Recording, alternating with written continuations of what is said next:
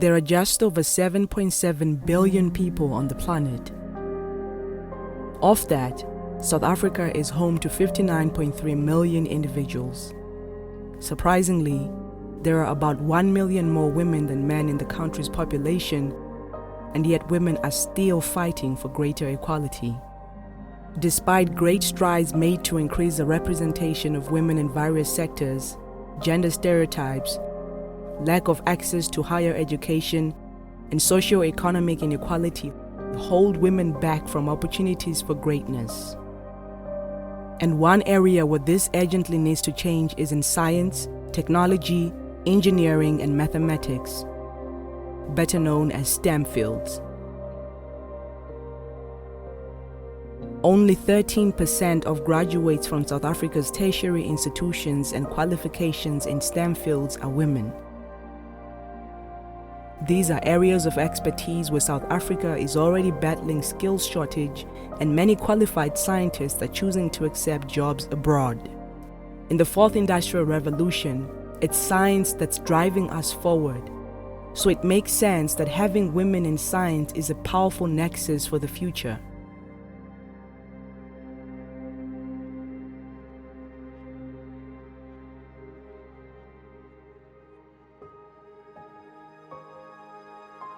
What sparked my interest in science right from the beginning, I think what's important to take into consideration is that I come from a family that holds education dearly. We started reading a lot when we were younger. So science was like a center of my universe from a very early age. Both of my parents are ex-educators. So education and science became a way of life for me right from the very beginning. That's where my interest started sparking, and it went through from school right into high school, and that's how I ended up being a scientist today.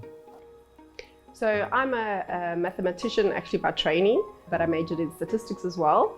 And at school, I really loved mathematics and had a really nice teacher. And I don't think everyone ends up with a nice teacher at school, but she was a woman, contributed to me following this path. The spark of science, actually, it was in grade 8 when I had a life science teacher. So we would sometimes write surprise quizzes out of nowhere. So I would normally get higher marks. So she will normally say, you are brilliant, you are a critical thinker. Gender stereotypes regarding having a career in science were not something that I faced myself specifically. I think what was very important for me was I came from an environment that was very fruitful for learning and being in science, and it was something that my parents put in our hearts, in our daily lives. The sort of schools that I went to also centralized learning in general. So going into science, I never had any barriers or any ceilings that were put in place or any gender stereotypes that were put in place for me. So I didn't experience any gender stereotypes in my career. I think that it's less pronounced in the mathematical directions. I think there's a lot of females that do well in school in mathematics and then pursue it. But there's evidence of there being less that end up graduating, but I didn't experience it any but myself. But I think it's also your personality. I think if you love what you do, you go ahead and you don't see the stereotypes happening around you. I have faced gender stereotypes, especially in varsity. Especially when you are studying agriculture, people believe that agriculture is men's job. So the moment you say, I'm studying agriculture, I'm doing this, they believe it's not your calling, or they believe you won't make it. They believe that it's not for you. So these are some of the stereotypes that I've been facing throughout the journey. My career in science was cemented by, I would say, my brother. He's not a scientist, he's actually an accountant, but everything that we did when we were younger was based on whatever he was doing. So we would follow him around the house. If he was reading, we would read. If he was playing, we would play. And when he went to university, I remember telling myself that I'm going to go to university and I'm also going to go and study. But my love for science started when he went on to university. So he actually planted the seed of me wanting to study Science specifically was something that came with the things that I was good at in terms of skills, as well as the marks that I was getting at school. So I think I'm really lucky to have been supported along this path in pursuing my career in mathematics. I actually I didn't know what I wanted to study. I was very uncertain. My father is an engineer, so I thought, well, maybe that's the way to go. But as a lot of high school students experience, only the sort of named careers are possibilities. Engineers, doctors, accountants, actuaries, those are the ones that everyone tells people to do. So I came to the open day at the university and I walked past a stand where they were just advertising mathematics. And I didn't know at that point that you could just do a degree in mathematics. And I went home and I said to my mother, who's a nurse by training, I would like to do a degree in mathematics. And she said to me, but what are you going to do as a career? And I said, well, I don't know. I really don't know. And she said, okay, go ahead. And I think I look back at that and think that was incredibly supportive. Don't choose a career because someone says it's a career. But it's very much about the support and someone telling you that this is the way you should do it. I think choosing to pursue a career in science is affected in an early childhood sort of environment. When you are growing up, what sort of things are you watching? Which sort of people are you looking up to? Who are your role models? The environment you are growing in really do impact if you choose science or any career in that matter, in terms of where you end up and what sort of career you choose. Most women believe that science is difficult, and then we tend to take an easy way out. Instead of taking the science stream, we tend to take something easier because we want the easy way out, most of us.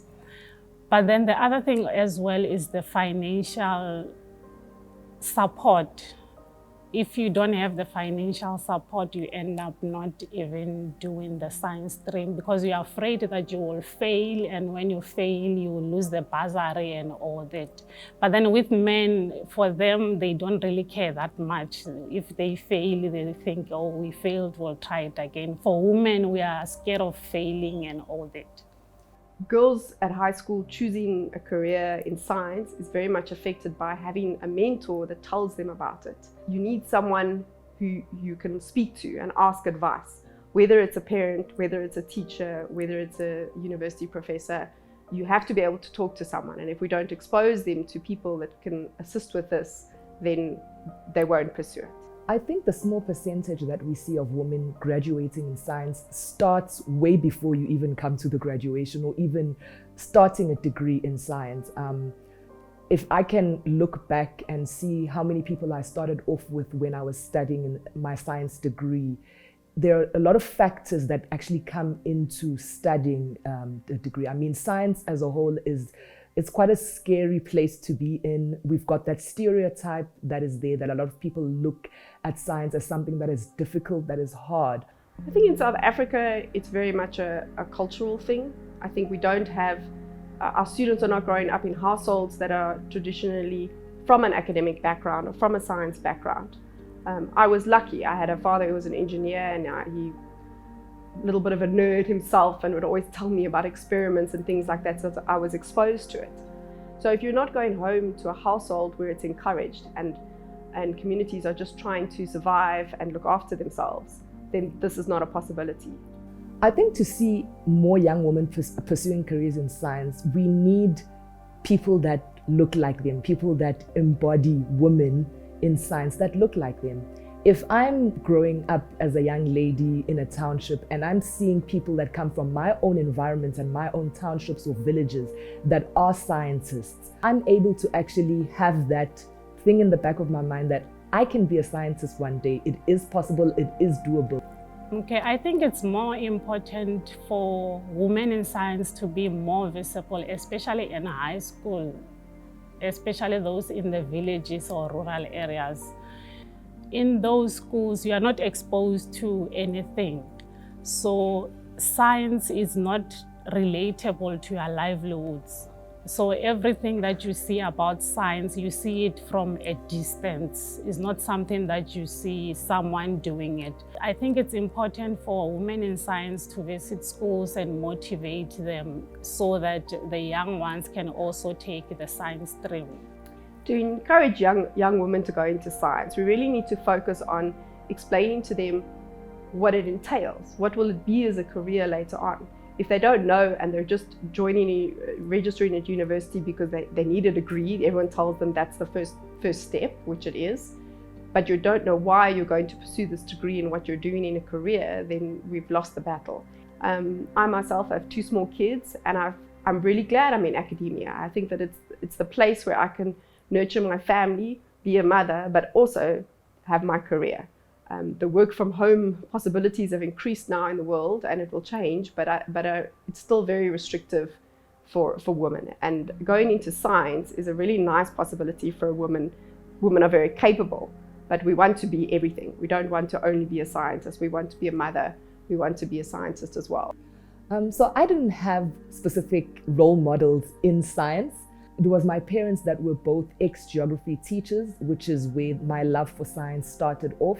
So I did all science subjects in school, and then I went on to do a science degree, but I didn't have specific role models. So they were the only people that I've seen that embodied anything science related in my life. Personal support I received is definitely my parents. I'm the advisor for our undergraduate degree, BSc Maths Stats, and the students, they don't have anyone to come talk to, and often they've come to me too late, but you can see that they don't have a support structure around them, and that's why they fail. Not because they're not capable. They've got into university, they've got into a very difficult degree, but they fail because they don't have a support structure. A person that personally actually pushed me and encouraged me to push my degree and carry on with it would have been my father. He's been one of the people that's been my cheerleader from day one with whatever that it was we were doing.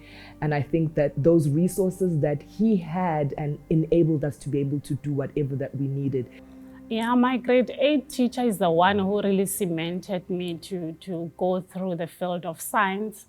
But then I also had the moral support from my family, the moral support from my friends as well.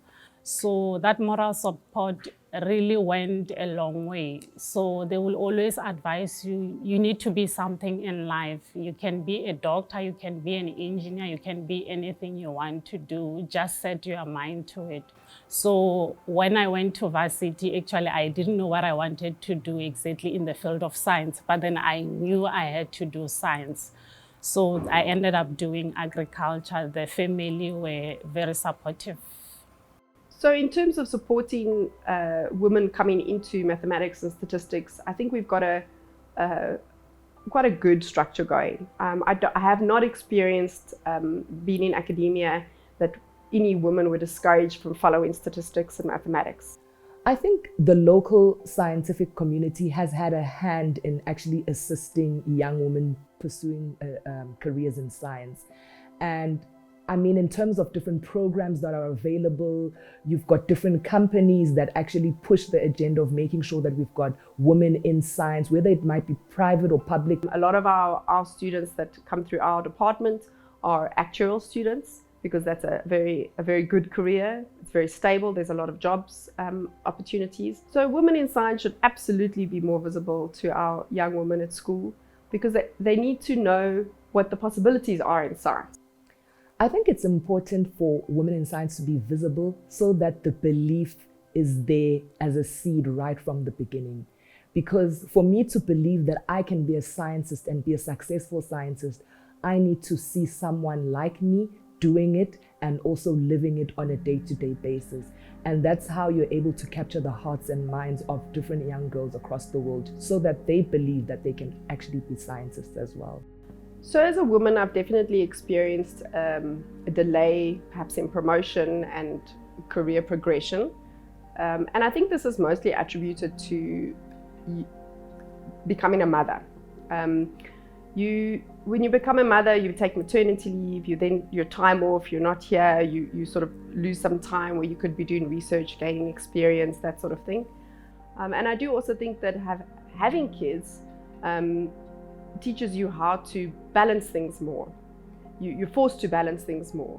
Whereas if you don't have kids, your time is your own and you can just get things done whenever you want. And so I've sort of taken the positive side from it, because having kids and having a family is absolutely wonderful. I think young women and girls preparing themselves for a career in science is a one-sided part of it. Going to schools, going to the right schools, being in the right environments, but it's not a one-person thing. It's not women doing it alone, but it's a team thing. We need everyone's hands on deck. We need the universities, we need the parents, we need the cultures that we're growing up in, the areas we are growing up in, to actually all sing the same song, for us to start seeing more women starting off in science and having that sort of education and wanting to study science at the end of the day.